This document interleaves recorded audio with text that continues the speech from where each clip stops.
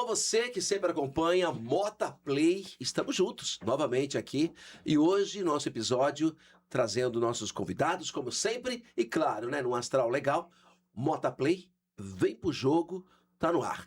E é o seguinte, hoje nós temos o Dieguito, inclusive tá lá no cantão. Alô, Dieguito, e aí? Boa noite. Uma Boa honra noite, estar aqui bom de dia, novo. boa tarde. Bom dia, boa tarde. Solta o play. Dá o play, como é que é? Vem pro jogo? Vem pro jogo. Tá no jogo mesmo, Dieguito? Tá no jogo. Tô te achando meio pálido. Peguei muito vento na cara. Sério mesmo? Bata frio na rua. Ô, Dieguito, e o México? O México vai dar tudo certo hoje, cara. Tem que Eu tô torcendo trabalhar. pro México na Copa do Mundo. Vamos comer uns tacos junto? Cara, se você falar em restaurantes mexicanos pra mim, eu te avanço. Não, tacos. Não, tranquilo. Foi uma provocação. Tá tudo certo? Tudo certo. Tudo em ambas. E além do Dieguito, nosso convidado especial, nós temos aqui também Rosenvaldo Júnior. Ele que foi prefeito 2 vezes da cidade de Imbituba, nos anos 2016 e depois 2020. Bem-vindo, Rosenvaldo. Obrigado, Mota. Obrigado, uma satisfação estar aqui. Prazer conhecer o Dieguito. Já conhecia né? o Dieguito? Não conhecia. Agora, Se pessoalmente... assustou quando eu sentei aqui do lado, mas que diabo é isso? Já começa um taco. Não. É taco o nome, Dieguito? Taco, O que nachos, quesadilhas. Nachos. O que é nachos? Nachos são uns chips. É tipo uma pizza, mas é com chips, né? Batata Com frita? molho. Não, Né? são chips. É É tipo uma massa é frita tipo bem fininha. Doritos. Doritos, isso. É isso aí. Ah, Não ele sou é muito- viajado. Não sou tem muito cultura? chegado em comida Ah, tem mexicana. cultura? não. Tem cultura. Eu fui pra Cancún, acho. Tem cara que foi pra Cancún. Qual país que já viajou? O México eu já tive em Cancún. Tô dizendo, cara. O homem é forte. O nome é forte. Rosenvaldo Júnior. Trazendo o nome do pai. E o pai trouxe... Não é neto, então teu pai não era... Teu avô não era. Meu avô não era. Foi meu pai que deu de presente pra mim mesmo. Rosenvaldo é um nome diferente, né? Diferente. Também não sei de onde surgiu a inspiração do meu avô. Meu avô era Ataliba. Ataliba, minha avó Geni. E eles tiveram 8 filhos. E todos começaram com a letra R. Rosenvaldo, Romário, Rivaldo. Rubenvaldo, Rosália, Roseli, Rosângela. Que legal, que bacana. E a tua infância foi aonde? Eu nasci em 1974, meu pai é médico também. Meu pai trabalhava na época em Imaruí. Eu nasci em Imaruí. Sul do estado de Santa Catarina. Sul do estado de Santa Catarina. E morei em Imaruí, a minha infância até os 7 anos foi em Imaruí. A partir dos 8 anos eu fui para Imbituba, né? E cresci em Imbituba, morei lá até ter que sair para fazer faculdade, né? E a tua infância, você teve ali a infância, a juventude, foi escola particular ou foi pública? Foi escola pública boa parte dos meus estudos, assim. Em Imbituba, na época, não tinha escola particular, inclusive, né? Em Imaruí também não. Eu fiz a primeira série do primário eu fiz em Imaruí. Depois, a partir do segundo ano, né? Da segunda série, eu fiz na escola Henrique Lage, que é uma escola pública de Imbituba. Depois, para uma outra escola pública de Imbituba, que é o Anis Gualberto, né? E, na época, não lembro se era governo Pedro Ivo, Paulo Afonso. Você deve lembrar, teve uma greve aí de 90 dias, eu acho.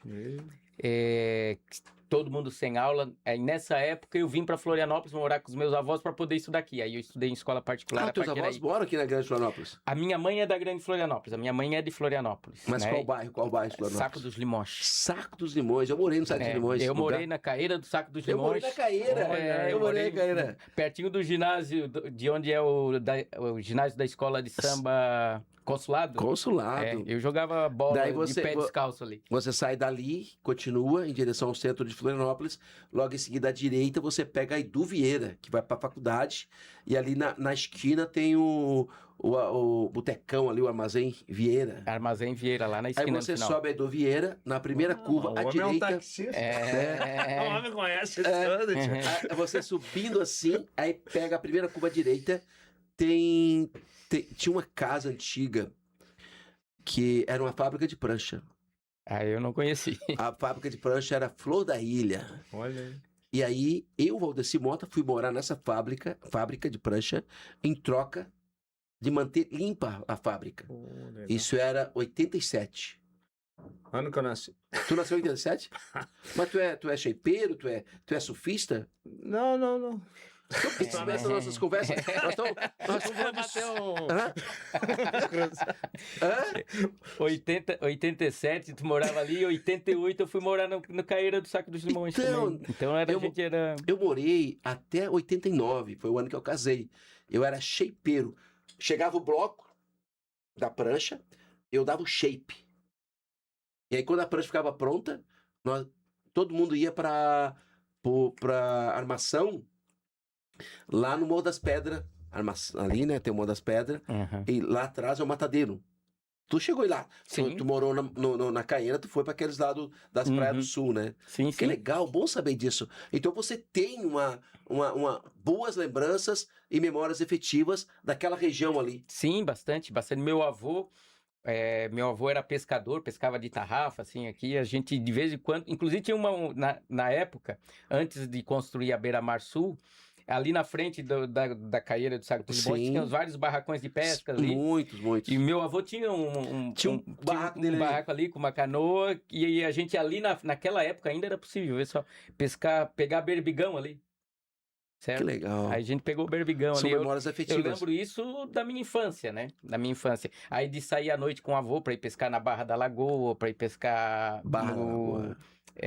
Ali na Matadeiro, naquela região ali. Naquela região da praia, Isso, mais da parte Armação, sul, né? Ô, Dieguito, memórias efetivas. Sim. Rosivaldo Júnior tem memórias efetivas. Qual a tua melhor memória efetiva? Cara, eu era pescador também. Eu gostava de pescar. Só que lá no sul é rio, né? Não é praia. Lá é o peixe de água doce. Isso, traíra, Ah, tu é um traíra? mussum, esqueci os nomes. Badégio? Papaté, não, papaté não é praia. Cascudo? Cascudo, carazinho. Cará. Não, nós era pescador de rio lá. Lambari. E nós Mas ia pescar pescava de em qual linha. cidade? Qual cidade? Porto Alegre, tem o Rio Guaíba lá, tem um monte de rio lá, cara. Sério? Eu acho que ele não pescava Rio nada. que não- né? pra mim Não, não nós pescava nada. pescava. Lá tinha o Ipanema, o Guarujá, que tinha... É tipo um coqueiros, assim, né? Aham. Aí tu ia pescar lá, era criança. Jogava legal. futebol, levava as linhas. Tipo um coqueiros, ele forçou, né? Coqueiro ele forçou. Coqueiro ele forçou. É assim mesmo. Legal. Dieguito, você sabia... Porque é o seguinte, É. o Motaplay vem pro jogo, não tem roteiro, não tem nada. Não, Aqui a gente começa a tudo- conversar. E você sabia que o Rosivaldo Júnior é médico cardiologista? Olha, aí eu andava tomando umas boletas aí. Que Como ano é que que... tu te formou, Rosivaldo? Eu me formei médico em 98. 98. Aqui na Universidade Federal de Santa Sim. Catarina, na UFSC. Só que eu tomava 2 boletas, né? Era um pra dormir e um pra manter. Faz uma consulta dele, a gente vai pro intervalo.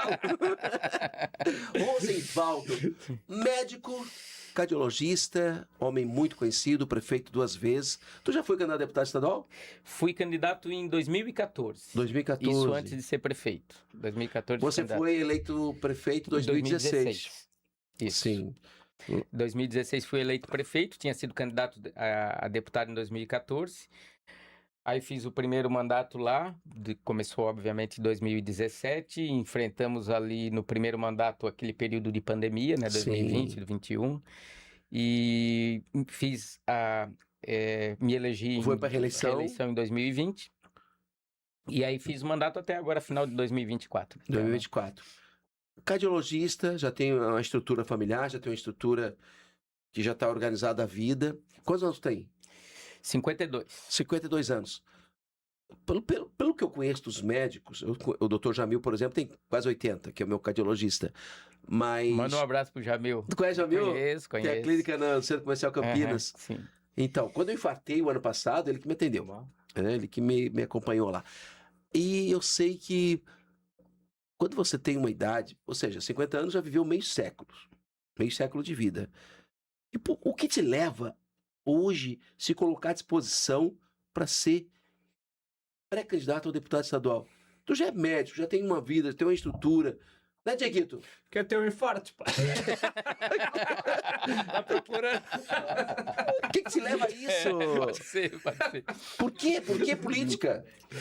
Na verdade, Mota, esse pensamento assim veio muito há 10 anos atrás, quando a gente começou a pensar em ser prefeito, né? Sim. Que eu acho que é algo, assim, muito mais impactante, talvez, para a tua vida pessoal do que deputado. E é algo que eu falei já em outras oportunidades, não acontece assim, um dia tu acorda, aperta um botão e diz assim, eu acho que eu vou ser prefeito, né? É algo que vai acontecendo naturalmente, né? Quando tu começa a participar mais ativamente da vida em sociedade, de discussões importantes na sociedade, porque a gente fala muito de política e pensa em partido político, em eleição, né? Mas política é tu participar do conselho do teu bairro, é tu ir numa reunião do teu condomínio lá e discutir, fazer... Tudo isso é política, né? Política é tudo isso das relações humanas. Então, quando a gente começa a participar do dia a dia, né, e a medicina traz muito isso, a gente vê muito médico na política, eu acho que talvez por isso, pelas relações que tu tem, pelo contato humano diário, e tu começa a ver problemas que tu enxerga na tua sociedade que não deveriam existir, né, aquilo muitas vezes te movimenta, assim, eu tenho que tentar mudar um pouco esse fato, essa situação. E acaba que aí tu vai entrando, aí tu começa a participar de um conselho municipal de saúde, tu começa a participar de discussões no teu município sobre quais são os investimentos mais importantes, e acaba que quando tu vê, tu já tá participando ativamente de um partido político, que tu já tá... Estão te convidando assim, olha, tu tem que ser candidato, porque tu tem que levar essas ideias para frente. Então, pelo menos comigo foi assim, foi acontecendo naturalmente. E claro que se tu for pensar do ponto de vista pessoal, assim, da tua vida privada, não te traz ganho nenhum, né? Assim, financeiramente, em termos de convívio familiar, isso, pelo contrário, traz conflitos, né? Mas tem aquilo, e eu sou das pessoas que acreditam em um ideal, né? Se a gente é idealista, né? Pelo pouco que eu te conheço, mas tu é um idealista. Eu sou ferrenho. Então, se a gente é um idealista, assim, pô, a gente tenta lutar por aquilo que a gente acredita. Então, por mais que às vezes a gente se coloque em risco de ter um infarto, a gente está lutando por um ideal. Mas, Rosenvaldo, sabe por que eu me coloco nessa posição? Vou te contar rapidinho. Ó, meu pai, Celso Mota, quando teve uma idade, a gente foi morar numa fazenda. O dono da fazenda, vou falar a palavra técnica, era o senhor feudal. Tava lá o dono da fazenda, meu pai trabalhava, 13 filhos. A gente trabalhava, morava lá numa casinha caindo nos pedaços, lá num cantão na beira de um rio, de um riacho. A gente morava lá, só a estrela e o céu e o sol e a lua, né? E no final do mês a gente ia na sede da fazenda, a gente ficava devendo ainda pro cara. Era trabalho escravo. Aí chegou um dia, eu falei pro dono da fazenda, eu falei, ô fulano, eu vou pra cidade, eu vou estudar. Ele foi contra. E hoje eu entendo por que o senhor feudal lá, não vou dizer o nome aqui, ele era contra que eu estudasse. Porque, Dieguito, isso é um negócio que nós temos que pensar. Inclusive, quem está nos acompanhando tem que analisar isso que eu vou falar agora.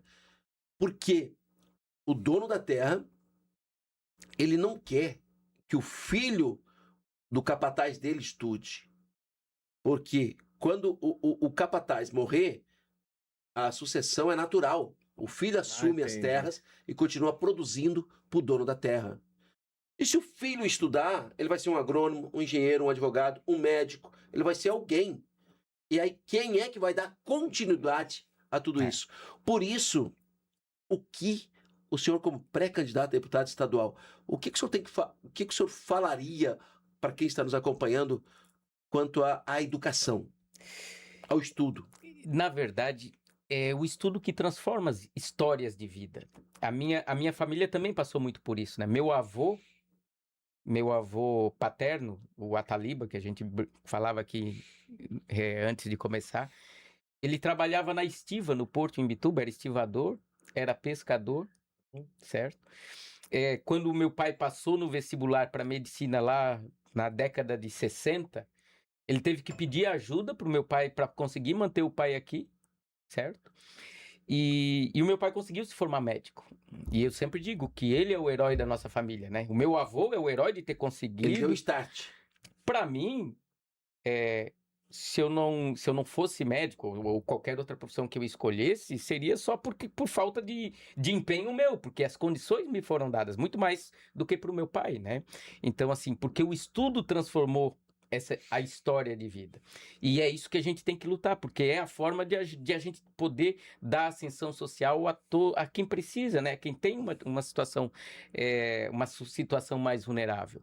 Então, eu acho que é por isso que é tão importante se investir em educação tanto no país, né? E eu acho até que a gente já melhorou do que foi no passado, mas a gente ainda está muito atrás, precisa continuar investindo muito. Os 2 mandatos como prefeito na sua cidade lá, como era a educação? Olha, a gente pôde. Eu digo que me orgulho do que a gente fez na educação, porque a nossa educação lá em Imbituba, quando a gente concluiu o mandato, ela era referência na Amurel. O último IDEB foi feito um ano antes de eu terminar o mandato, se eu não me engano. A média do IDEB lá em Imbituba era superior à média do estado de Santa Catarina, superior à média nacional, né?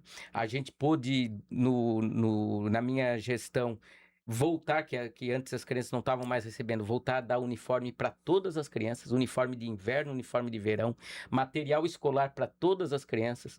Todos os nossos professores da rede pública receberam notebooks para poder trabalhar em casa, preparar a aula, né? Poder dar aula em casa, receberam seu material didático. Então a gente conseguiu fazer uma transformação assim na educação. Fomos dos primeiros municípios lá na região da Murel, a região dos municípios lá. O que é a Murel? Associação dos Municípios da Região de Laguna. São os 18 municípios da região, como tem aqui a Associação da Grande Florianópolis, né? Nós somos dos primeiros, se não o primeiro, não quero ser injusto, se não foi o primeiro, mas um dos primeiros a pagar o piso nacional dos professores, né? Então, porque é necessário investir em educação e é isso que pode transformar o futuro dessas crianças. Então, como pré-candidato a deputado estadual, a educação seria uma das bandeiras do senhor? Com certeza, né? Eu sou médico, né? Eu sou médico cardiologista e claro que a gente sempre teve uma ação, um trabalho muito voltado para a saúde, mas quem hoje milita na política, quem exerce um cargo de gestão pública, né? Ou quer exercer um cargo de gestão pública, um cargo no legislativo, não pode deixar de se empenhar em melhorar muito a educação do país. Eu acho que isso é fundamental. Qual partido que o senhor está afiliado e vai ser candidato por qual partido? Hoje eu sou pré-candidato pelo PDT, e uma das bandeiras do PDT, do saudoso Brizola, Nossa, talvez a Brizola. maior bandeira, né, do PDT sempre foi a educação. A educação, né? Brizola então, falava que... É uma identificação que a gente Exato. tem com isso. Brizola falava que criança tinha que estar na sala de aula. Lugar de criança na sala de aula, lugar de criança é aprendendo, lugar de criança era tendo as suas experiências, né? Isso é interessante, né? O Brizola criou os CIEPs lá no Rio de Janeiro. Kaique, como é que é? Era CIEP na época, né? Depois isso foi para o país todo, né? Acho que foi no governo Collor se construiu os CAICs, né? Que era um modelo implantado no Rio de Janeiro. Inclusive, eu conheci bem e participei de várias ações na cidade de Palhoça, na Grande Florianópolis, do CAIC que tem lá no Passa 20. Inclusive, participei de várias ações.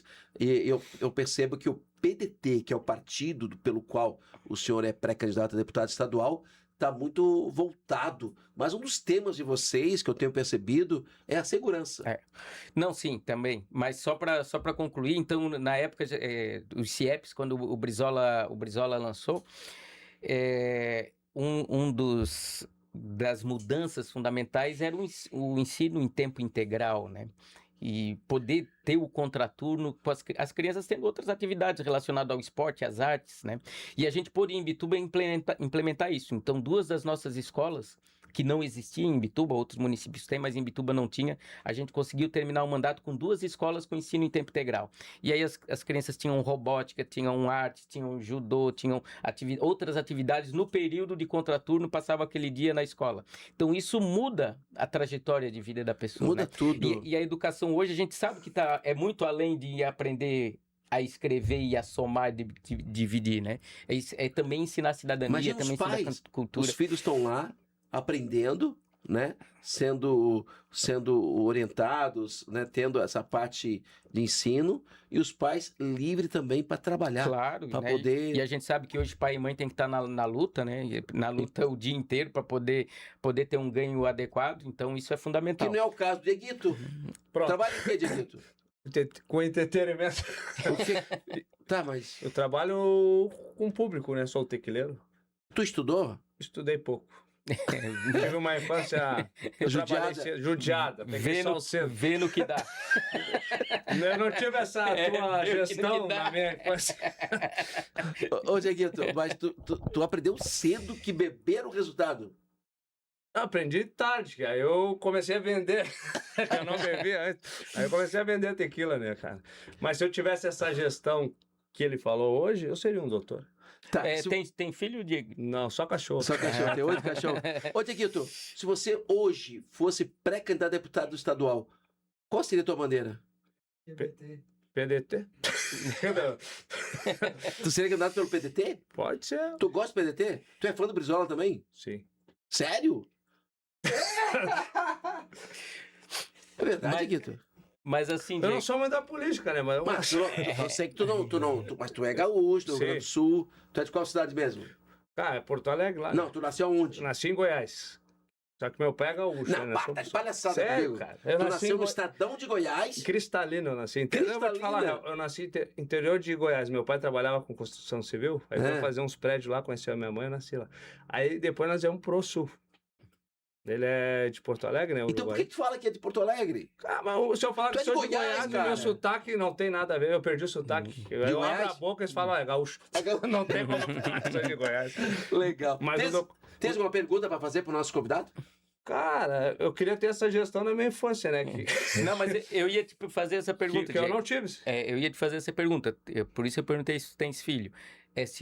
Quando tu tiveres um Sim. filho hoje, tu quer que ele tenha uma educação de mais qualidade do que a que tu teve? Correto. Tu acha que mais. isso... A minha foi muito limitada. Comecei a trabalhar cedo, então eu tive que deixar o estudo para trabalhar. E isso faz diferença. Faz. Hoje, pô, Mas, se eu tivesse estudado. Mas, ô Dieguito e o Rosenvaldo, tem algum político que tá falando aí nas redes sociais, inclusive tem vários views, dizendo que criança tem que trabalhar, que criança tem que trabalhar, que criança... O que tu acha disso? Olha, eu acho que a história está nos mostrando o contrário, né? Tá aí o Dieguito. Então, a história está nos mostrando o contrário. Então, os avanços que a gente teve depois do Estatuto da Criança e do Adolescente mostram o quanto é importante essa criança estar na escola. A gente não vê o que a gente via quando eu vi na minha infância, certo? Na minha infância, a gente via coisas que hoje são proibidas, e graças a Deus são proibidas, e a gente vê o resultado que isso deu no futuro. Eu tenho colegas de escola pública, né, e tive colegas, hoje, colegas inclusive que não vivem mais, que saíam da aula para ir trabalhar no período da tarde, né, trabalhar em mercado, empacotando, e, né, trabalhar em açougue, né, adolescente trabalhando em açougue com faca. Então, trabalhos inclusive insalubres, né? Então, que bom que isso acabou no Brasil. Que bom que a gente pode ter crianças vivendo a infância, certo? A gente falava de memórias da infância. Que memórias vão ter uma criança que teve que trabalhar, que não teve a vivência normal da sua infância, né? Então... Vocês dois me desculpa te cortar, mas eu não consigo imaginar um pai com seus filhos, né, proporcionando a eles ter que trabalhar, porque tem que ajudar na renda familiar. Crianças de 9, 10, 12. A gente passou por isso, né, Dieguito? Ô, minha mãe Tu tem também 8 passou filhos. por isso, né? E hoje, com tantas oportunidades, com tantas políticas públicas que existem, né? E é lamentável a gente ter que ouvir, ver, assistir comentários de políticos, às vezes até conhecido a nível nacional, dizendo, não, lugar de criança no trabalho, porque senão criança não sei o quê e tal. Mas tudo isso é questão de deixa pra lá, né? Mas, Rosenvaldo, me diz uma coisa, Júnior. Você hoje, como pré-candidato, o que o catarinense pode esperar de você? Então, Mota, a gente falou um pouquinho da minha trajetória, né? E começamos falando um pouquinho da minha vida profissional. E claro que isso molda muito do que a gente pensa, do que a gente quer na vida da gente. E o que a gente quer na vida da gente é o que a gente quer para as outras pessoas também, o que a gente quer para a nossa sociedade e para o lugar onde a gente vive. Então, quando eu falei que o que me levou para a política é um ideal, né? A gente lutar por aquilo que a gente acredita. O que é que a gente acredita? A gente acredita que precisa ter uma saúde pública de qualidade. A gente precisa ter uma educação que seja de qualidade, que seja pública, que seja inclusiva, né? E que possa dar condições a todos de competir, né? Nesse mundo competitivo de forma igualitária, porque se fala muito da meritocracia, né? Mas a meritocracia não funciona quando a gente começa o estudo, começa a vida da gente de forma desigual. A gente falava de crianças que têm que trabalhar. Como é que essa criança que tem que trabalhar desde cedo vai competir com aquele que estuda 2, 3 línguas desde a primeira infância, né? Então, esses são os ideais que a gente tem. Então, o Rosenvaldo Júnior hoje é pré-candidato a deputado estadual porque acredita nisso e porque quer lutar por essas bandeiras, quer lutar por uma saúde pública que seja de qualidade e que possa atender cada vez melhor a todos, porque quer lutar por uma educação que seja de qualidade, que a gente possa ter educação e ensino integral, né, com aprendizados de artes, cultura, esportes no contraturno, com que a gente possa ter salários mais dignos aos nossos professores, investindo mais em educação, porque não dá para a gente acreditar que a gente vive na Suíça brasileira, né, e paga um dos piores salários para os professores do Brasil. Né? A gente paga o nosso salário, Santa Catarina está lá embaixo entre os estados com relação ao quesito da remuneração dos professores. A gente vive na Suíça brasileira e se a gente for de Imbituba até Joinville, onde meu filho estuda no norte do estado, tu vai levar 4, 5 horas parado em trânsito, porque a nossa infraestrutura, a nossa mobilidade não teve mais investimento, né? Porque a gente tem ali uma questão no Morro dos Cavalos que tá parado, que não parece que não se luta por isso, né? A gente tem agora em Itajaí já a necessidade de um novo contorno viário. O contorno viário de Florianópolis levou 30 anos para acontecer, né? Então, essas lutas são as lutas que Santa Catarina precisa. Então, não adianta a gente dizer que vive num estado que tem vida de primeiro mundo, e tem, mas não é para todos, né? Então a gente precisa fazer com que a infraestrutura do Estado se desenvolva de maneira igualitária, a gente precisa fazer com que a saúde seja acessível a todos e a gente precisa investir muito na nossa educação, e investir em educação não é só comprar ar-condicionado e mandar para as escolas com escolas que não conseguem nem instalar, né? Então a gente precisa investir no ser humano que está lá, a gente precisa investir na segurança Pensar nas pessoas. Pensar nas pessoas. Investir na segurança das crianças que estão lá. Você até me fez uma pergunta de segurança que acabou passando. Né? Então, o estado de Santa Catarina é dito como um dos mais seguros, mas a gente tem menos policiais hoje do que tinha 20 anos atrás. Nosso índice, né, de femicídio, nosso índice de jovens consumindo álcool, nosso índice é altíssimo. É seguro para quem o nosso estado? Se é um dos estados com maior índice de violência contra a mulher. Né? Então a gente tem que começar a pensar nessas coisas e lutar por essas coisas. E é por conta disso que aí a gente às vezes sai lá do nosso consultório. Eu saí ainda há pouco do meu consultório lá em Bituba, peguei o carro para vir aqui conversar contigo pra gente, porque a gente está lutando por esses ideais, né? Porque por aquilo que a gente acredita que Santa Catarina precisa. Dieguito, a gente tem acompanhado, né, Dieguito, lá Sim. na Rádio Massa FM também, a verticalização política. E nosso pré-candidato a deputado estadual, né, Rosenvaldo Júnior, Rosenvaldo, me diz uma coisa, essa verticalização política, o que você acha de tudo isso? Verticalização em que sentido? Porque, por exemplo, eu é Copa do Mundo, eu não posso usar a camisa do Brasil, homem. Isso aí é muito louco. Eu tô falando de mim, Entendi. tô dando exemplo, né? Uhum. Mas, puxa, um determinado partido... Essa polarização que a gente existe. Eu acho que a gente começou... essa discussão se tornou muito rasa, sabe? Nos últimos anos. né? Quando se começou com essa história de direita e esquerda, né, se dividir, porque não se falava mais. Nunca ouvi falar nisso. Nunca mais se falava, não se falava mais nisso, né? Não se falava que o Brasil... Eu lembro da Arena e MDB. se falava em comunismo lá na época do golpe militar, né? Depois não se falou mais isso. O Brasil não é um país comunista e não vai ser um país comunista. Aí, em determinado tempo atrás, um candidato disse assim, tem que votar em mim porque a gente tá correndo o risco de virar comunista, o fulano é comunista. Vai acabar com as igrejas. E aí a gente começou a cortar por baixo as discussões, né?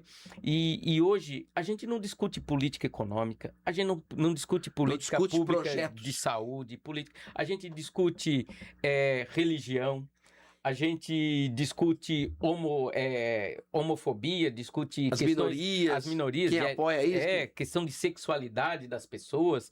Então a gente baixou o discurso para esse nível e deixa de discutir coisas que são mais importantes, né, do que discussões religiosas e discussões nesse sentido. Então, eu acho que a gente está perdendo muito e essa polarização acabou afastando as pessoas e impedindo a gente de conversar de política em nossas famílias.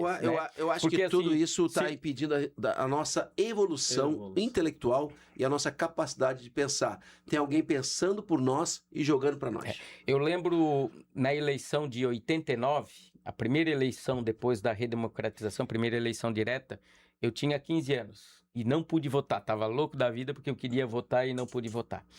Mas aí, se tu puxar pela memória, talvez tu lembre, eu posso até me equivocar, mas naquela época a gente tinha candidatos como Ulisses Guimarães, o Lula, o Brizola, o Collor, o Afif Domingos, o Mário Covas. A gente tinha uma gama de candidatos que tu ia assistir um debate, um debate nível. Um debate de ideias, né? De propostas. Hoje os debates é quem rouba menos. Mas o fulano, você foi lá e pegou não sei o quê. Não, mas o fulano lá também pegou não sei o quê. Então hoje a gente não consegue discutir ideias, né? Não consegue discutir projetos de país, né? Porque a coisa se tornou mais rasa, se discutindo coisas que não são prioritárias. Dieguito, tu que é um cara que é cientista político, que viaja o mundo todo, o cenário político do Brasil hoje, o que tu acha? Uma nota, um 7. 7. Tu tá mais um centro-direita, um centro-esquerda, ou tu tá em cima do muro? Em cima do muro. Em cima do muro tá seguro? Estamos seguros. São políticos. Ele tá me parecendo aquele cara, o Manuel, aquele do Caneta Azul. Perguntaram se ele era direito, disse que ele assim, eu sou mais eu mesmo. Eu sou eu do resto. Legal. Meu grande convidado meu Dieguito aqui. Bem-vindo. Né, no Mota Play, nosso Rosenvaldo Júnior, médico cardiologista, pré-candidato a deputado estadual pelo estado de Santa Catarina, eleições 2026, o homem que é PDT. Hoje você poderia dizer que tu é um centro de esquerda? Sim. Sim. E até pela atuação que a gente teve, né, como aí eu posso dizer que fiz uma gestão em Imbituba de centro-esquerda. Qual partido que tu era? Eu me elegi em 2016 pelo Partido dos Trabalhadores, pelo PT. E em 2020 pelo PSB, Partido Socialista Brasileiro. Que hoje o PSB é vice-presidente, né? Do Lula, que é o Alckmin, né? E aqui em Santa Catarina o PSB vai ter o candidato ao governo e o PDT vai ser a candidata a vice, né, do... Sim, a gente tem o Merizio, né? Merizio e a Merizio vem. Essa saída do Merizio, que o Merizio estava lá na direita e vindo para esse centro de esquerda, o que tu acha disso? Eu acho que busca... É questão de projeto? Eu acho que busca justamente isso que tu estava falando, que a gente estava conversando há pouco, né? Que é fugir um poupo dessa polarização. Né? Então, e o Merizio, ele... Recentemente teve uma reunião aqui mesmo em São José com os pré-candidatos e numa das falas, eu acho que foi ali que ele falou isso, que ele diz assim, que as pessoas podem mudar, por que eu não posso? Certo? Então, essa questão de ele se alinhar mais numa posição de centro-esquerda, né? e atender ao chamado do Lula para ser o candidato aqui em Santa Catarina, eu acho que tem muito isso de fugir dessa polarização, de mostrar para as pessoas que existem outras discussões, outros caminhos a serem seguidos, né, que não é só preto ou branco, né? Acho que visa muito isso. E eu acredito muito na candidatura do Merizio, né? A Ângela Albino é a pré-candidata a vice. Né, eu acredito que são nomes que podem realmente fugir um pouco dessa tendência, né, para a gente tentar. E já está definido, né? Tá definido. Está definido, já estão fazendo as reuniões, já estão numa pré-campanha, né? Eu tenho percebido, tenho acompanhado aí, e o Merizio está muito animado com a campanha. Sim, bastante animado. A gente tive algumas conversas com ele. É claro que a gente sabe a dificuldade que se tem em Santa Catarina Os hoje. desafios, né? São os desafios, mas a gente não pode fugir da luta. Olhando ali para a câmera Mota Play, eu queria que o senhor falasse para a gente. Chegou a eleição, o senhor foi eleito, te coloca como deputado. Hoje, tu é deputado. Como deputado, como começaria o trabalho lá no gabinete? Bom, Mota, quando eu fui prefeito em Imbituba, a gente fez uma reunião de trabalho, uma reunião para a gente ver qual seria a linha de ação da nossa gestão, né? O que a gente pensaria da nossa cidade.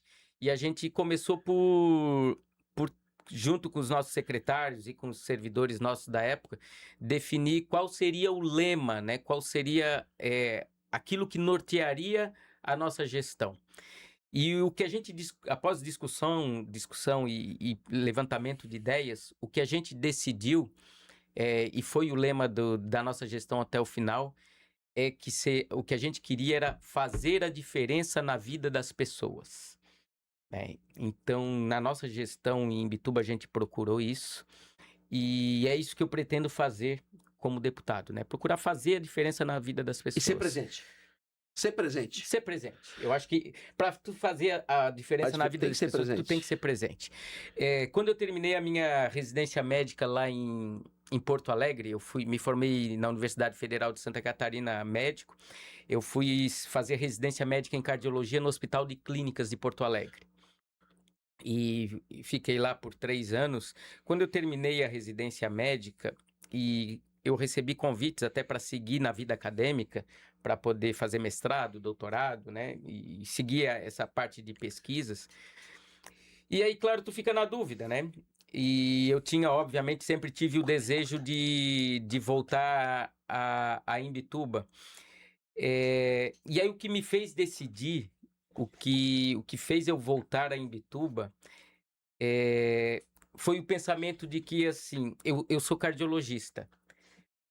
Se por acaso alguém infartar aqui em Porto Alegre e eu não tiver para atender, esse paciente não vai deixar de ser atendido. Olha aí. Porque tem 10, 15, 20 cardiologistas em cada hospital lá em Porto Alegre. Não, lá é grande.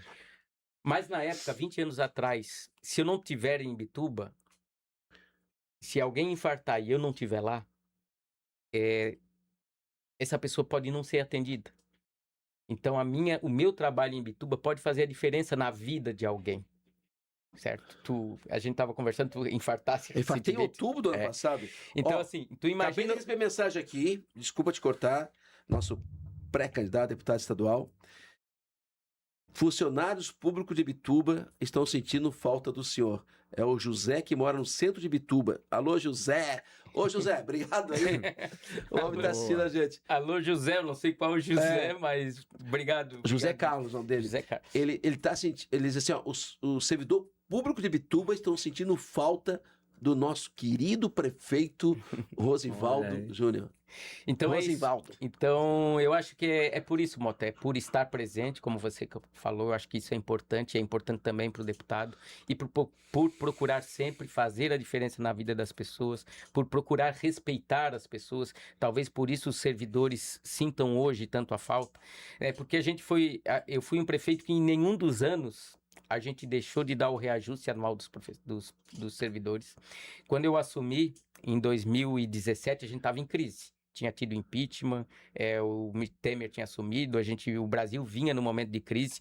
No ano anterior, o prefeito que me A antecedeu... reforma da Previdência em movimento. O prefeito que me antecedeu não tinha dado o reajuste anual, então os servidores já tinham perdido 5% do ano passado, e no primeiro ano tinha mais 5% para dar.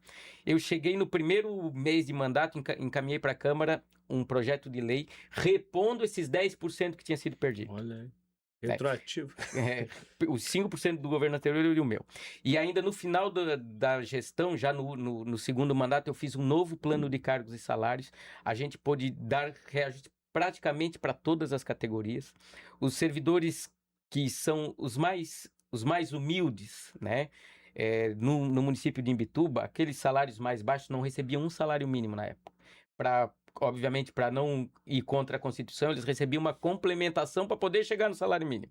Esse servidor em Imbituba chegou a ter 40% de reajuste no novo plano de cargos e salários. Então tá aí a saudade do prefeito de Imbituba. E mais do que isso, eu acho que é a questão do respeito, de poder olhar todo mundo nos olhos, não olhar de cima, né? Olhar como um igual, né? Ouvir todo mundo como um igual. Eu acho que isso faz muita diferença para um gestor e para alguém, né, que pleiteia um cargo, seja no legislativo, no executivo, alguém que quer representar. A gente vive uma democracia representativa, né? Representativa, ou seja, eu estou me colocando como pré-candidato para te representar, para representar o teu vizinho, para representar os teus amigos. Então, como eu vou te representar se eu não te escuto, se eu não te procuro, se eu não estou presente? Tiquito, alguma pergunta, Tiquito? Eu tenho uma história. Aquele é cardiologista. Uma vez eu tava com umas dores nos peitos, né? Eu fazia Uber. E comecei a tomar uns Rivotril. Daqui a pouco, mas não tá passando. Me fui pra Santa Casa, lá em Porto Alegre. Cheguei lá, doutor, tô com uma dor no peito, Tá, mas onde é que é? É no peito. Tá, mas isso daí é muscular. Aí eu vou tomar Rivotril. Que loucura. Era ansiedade? Eu acho que... Não, era muscular, só que era do lado do coração. Você estava apaixonado por alguém? Tinha alguma mulher que... Eu acho que eu tava sofrendo umas crises de ansiedade aí. Mas tu era casado? Sim, ele... Mas tu confiava na mulher? Confiava. De olho fechado. Ibituba, a gente esteve lá, né? Desculpa puxar Ibituba, é porque o senhor foi prefeito dois mandatos lá. A UTI de Ibituba, como é que naquela época lá e hoje, qual a diferença? Na verdade, a UTI é um legado que a gente deixou para a cidade. Em Imbituba não tinha UTI. Eu fui médico, trabalhei sempre no Hospital São Camilo, que é o hospital da cidade, né? E essa é uma história bacana também. A gente enfrentava aquela tragédia que foi a pandemia, né? A pandemia da Covid-19. E aí, num dos picos da pandemia, a cidade, assim, como o Brasil inteiro, começou a perder gente, né, cara? Perder vidas. E aí tu imagina que como Imbituba é uma cidade menor, tu conhece praticamente todo mundo, né? E aí começou a ter, no auge da pandemia, começaram a acontecer muitas mortes e o hospital lotado, o hospital sobrecarregado, assim. Um dia eu fui... eu saí do gabinete e vou no hospital ver como é que tá a situação. E aí eu subi no andar onde tinha um andar dedicado só à ala Covid, como teve em todo o país, né? A ala Covid é onde estavam os pacientes internados com a Covid. E a gente não tinha UTI na época, em Imbituba nunca tinha tido. E aí tinha dois pacientes entubados no quarto, tinha um outro paciente entubado no corredor, tinha um paciente sendo entubado no outro quarto.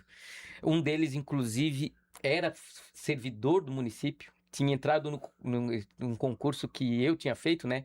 E ele entrou como fiscal, certo? Era fiscal do município e na época estava ajudando na fiscalização da Covid. E ele estava lá entubado, né? E aí... eu saí dali a gente já tinha feito o pedido para a Secretaria de Estado para a gente abrir a UTI em Imbituba e não tínhamos tido resposta. Eu chamei o procurador do município na época e assim, olha, escreve aí um ofício agora, nós vamos sair daqui e vamos lá na Secretaria de Estado, vamos esperar na porta do secretário.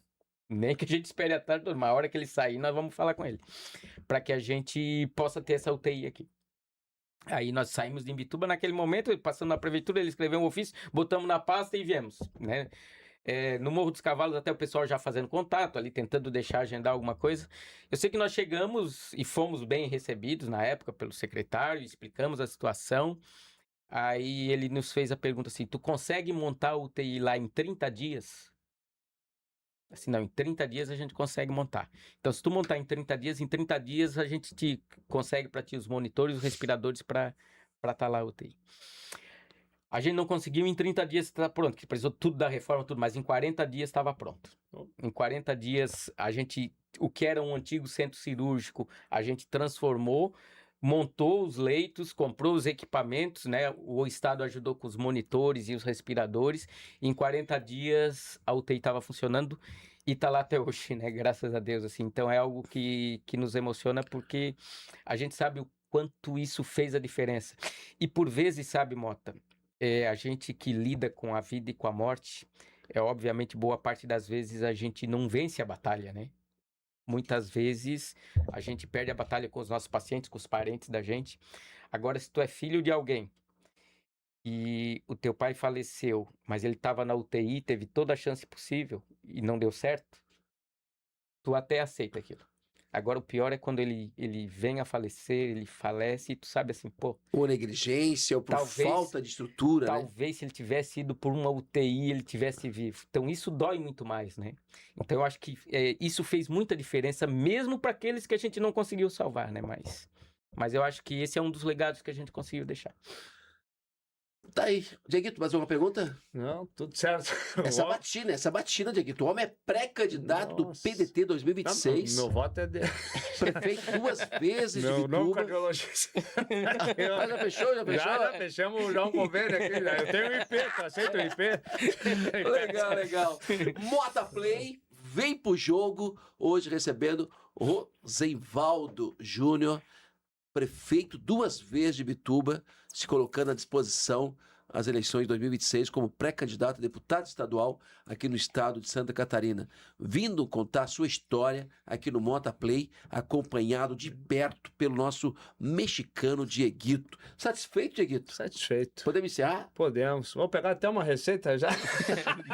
Receita de Rivotril. Vou dar uma acalmada. Quer acalmar?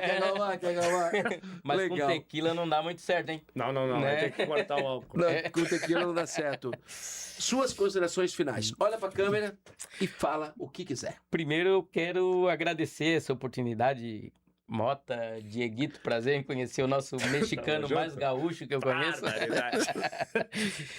Para nós é uma satisfação poder estar aqui, né? E é muito bacana falar um pouquinho da história da gente, né? Contar um pouquinho da história da gente para as pessoas. Eu, quando terminei a minha gestão como prefeito em Imbituba, eu dizia para as pessoas, às vezes a gente é entrevistado lá também, e o que é que tu sonha no teu futuro? Eu sempre disse assim que se a minha trajetória política tivesse encerrado ali, eu me daria por satisfeito, né? Por a gente ter conseguido deixar o que a gente deixou em Imbituba. Obviamente ficaram coisas por ser feitas, ficaram coisas que a gente não conseguiu fazer, ninguém consegue fazer tudo, né? Mas eu me dou por satisfeito pela trajetória, por tudo que a gente conseguiu enfrentar, né? Essa questão da pandemia, o que a gente conseguiu desenvolver da cidade a partir dali, depois também. Então eu me dou por satisfeito com a minha trajetória política. No entanto, o idealismo leva a gente a outras batalhas. Às vezes a gente se sente jovem ainda, né? E assim, não dá para pendurar a chuteira ainda. Então, e talvez esse idealismo, isso tudo que a gente conversou até aqui, nos leve a outras batalhas. E por isso estamos hoje nessa questão da pré-candidatura a deputado, porque talvez o futuro nos reserve ainda outras batalhas, outros campos em que a gente possa fazer a diferença, possa representar alguém, possa talvez ser o alívio, né, em alguma questão de saúde, de educação, fazer um pouquinho a diferença na vida desse estado, né, que a gente ama tanto, que é tão rico, tão bonito, né, e desse país que é o país mais maravilhoso do mundo, com certeza. Obrigado. Tá aí, Mota Play, vem pro jogo. E é o seguinte, nós estamos sempre andando pelas ruas em todo o estado de Santa Catarina, buscando pessoas que fazem diferença. E, como sempre, nossos convidados vêm aqui para dar o recado para você e para abrir a visão de uma maneira muito especial. Mota Play, Vem pro jogo.